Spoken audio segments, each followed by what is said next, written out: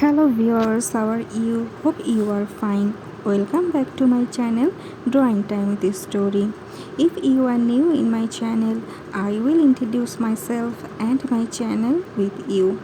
I am Suraya Parveen, and in my channel I select an object or a theme to draw, and while drawing you will not get bored because I will gossip with you, I will narrate you a story or share some personal experiences with you, or the experiences that have surrounded me or us, that is very natural.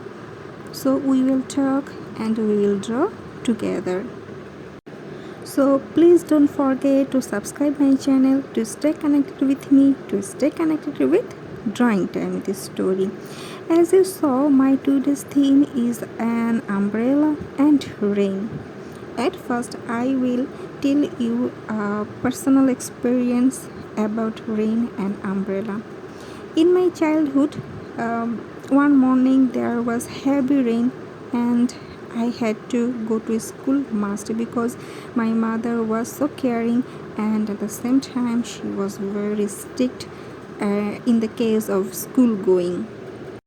So I had to go to school with an umbrella that has a weird problem, that it closes without any signal. That means if you hold the umbrella and walking, and suddenly it will close and set on your head.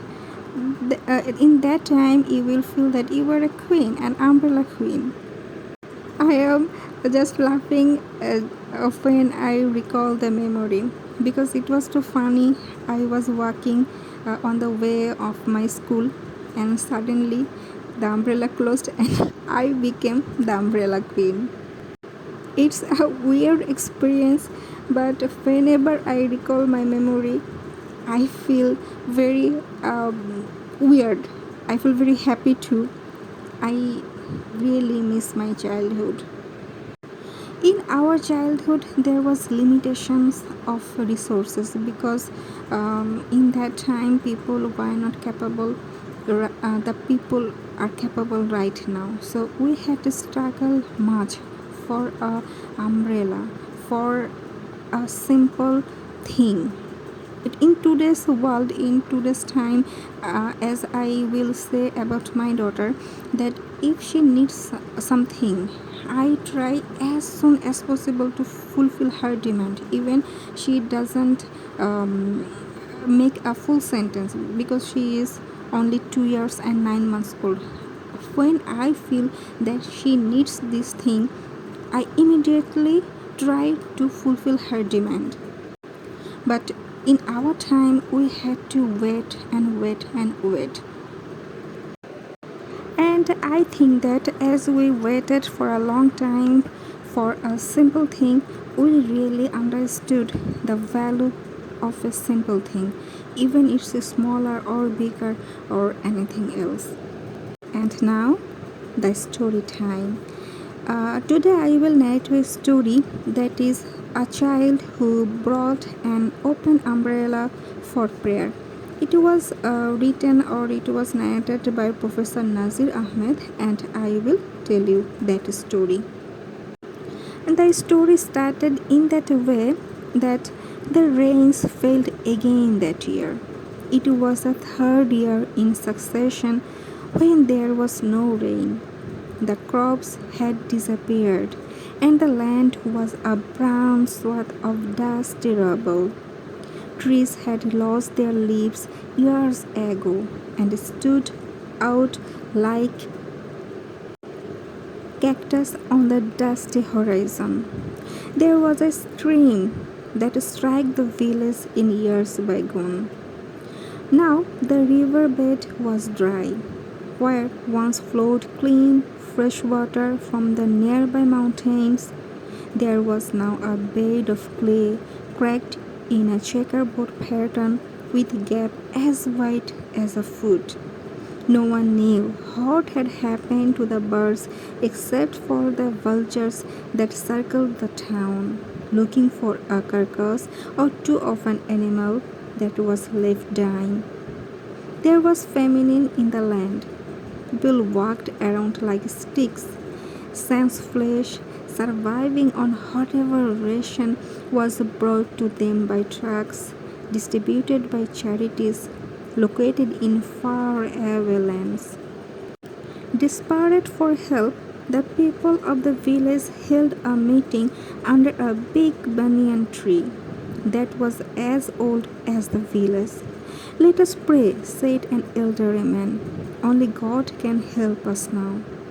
There lived people of many faiths in the village. There was a temple, a church, and a mosque, each belonging to a different group. There ensued a big debate as to where to hold the prayer, in a temple, in a mosque, or a church. Each community praised its respective position. There was no consensus. Exhausted, they decided that each group would go to its own place of worship and pray to the Almighty for rain. The faithful decided to hold their prayer in the open late that night, under the open sky, away from the town. It was a full moon night, and the moon shone with its alluring brightness against a background of shimmering stars. The men gathered in a field by the river. The mullah was there with his white turban, and so were the qazi and the muezzin. And there were the men who at one time were considered rich by virtue of the cattle, sheep, orchards, and cultivated land they owned. As the men formed neat rows for prayer, a child came running from the town, holding high an open umbrella over his head. Huffing for breath, he stood in the back row, umbrella still unfurled. The men couldn't but help turn around and wonder what was going on. Some were curious, others were annoyed because the umbrella created space between their shoulders where there should be none. At last, the mullah admonished the child. "Why did you bring the umbrella, O foolish child?" said the mullah to the child. "Don't you see there is no rain, or we have come here to pray for rain? Only a foolish one would stand on a clear night like this with his umbrella open." "Yes," said the child, "I came to pray too. I am certain my prayer will be answered and it will rain. I have complete faith in God. That is why I brought my umbrella." The mullah was dumbfounded. The men had a sense of shame. Each one looked to his right and to his left, and then he looked inside his own soul for that certainty of faith that was absent. So, who was the teacher here and who was the people? If you pray for rain, you must have certainty in your heart that it will rain. Verily, through the passage of time, humankind is at a loss except such as those who have certainty of faith. So, as we have time, I will narrate you a bonus story to you, and the story name is The Three Fishes Story. Once upon a time, there lived three fishes in a pond. They were close friends and were living together for years in the same pond. One day, a fisherman passing through the way saw that the pond was filled with fishes. He was surprised and delighted, and immediately informed his fellows about it. Together, they decided to come the next morning and catch those fishes. One of the three fishes, who was also the wisest, heard the conversation between the fisherman and his fellows. It immediately rushed to the other two and explained them the entire situation, and also suggested that they leave the pond immediately and move to another place. The second fish agreed and decided to move out from the pond quickly. The third fish, however, mocked at them. He felt that the pond was their home and they must not leave their home. Since the other two fishes were unable to convince the third fish, they left the pond and decided to let him follow his own course of action. The next day, the fisherman and his fellows cast their nets and caught plenty of fishes. They also managed to catch the third fish, who had refused to leave the pond, while the other two fishes who left earlier were saved. And it was a moral story for kids and for adults too.